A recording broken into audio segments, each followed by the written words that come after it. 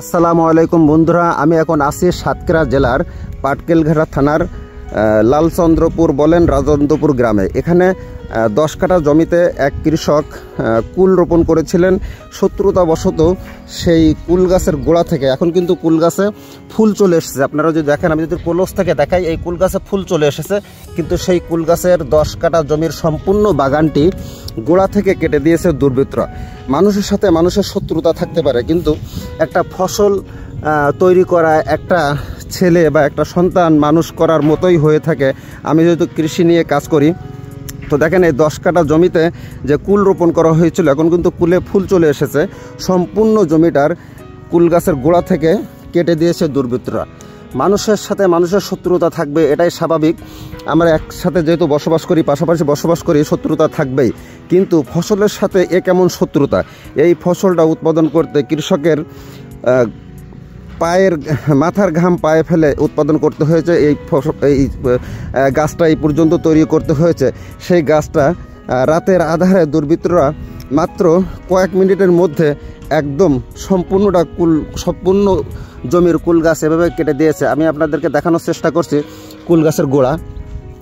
এসব কুল গাছে কিন্তু ফুল চলে এসেছে। কদিন পরে কিন্তু মাস 2 পরে কিন্তু এই কৃষক কুলগুলো বিক্রি করে কিছু টাকা কিন্তু ঘরে উঠাতে পারতো। সবচেয়ে আশ্চর্যজনক বিষয় হচ্ছে, এই জমিটা এই কৃষক হাড়ি নিয়ে চাষ করেছেন। তাহলে এই কৃষক তো অত ধনীও না যে তার সাথে এইভাবে শত্রুতা করে কুল গাছগুলো কেটে দেবে। কিন্তু আমরা এখন কোন জগতে বসবাস করছি আমি নিজেই জানি না। 10 কাঠা জমির কুল এভাবে লালন পালন করে বড় করার পরে যখন দুর্বৃত্তরা কেটে দিয়ে যায়, এই কৃষকের মানসিক অবস্থাটা কেমন হতে পারে আপনাদের মনে হয়? আমি এখানে এসে হতবাক হয়ে গেছি। আসলে মানুষ এটাও করতে পারে। আমি একদম হতবাক, আমি বাকরুদ্ধ। কিভাবে সম্ভব এইভাবে কুল গাছগুলো কেটে দেওয়া? সে যে কেটেছে সেও তো একজন কৃষক হবে হয়তো, বা আমিও কৃষক।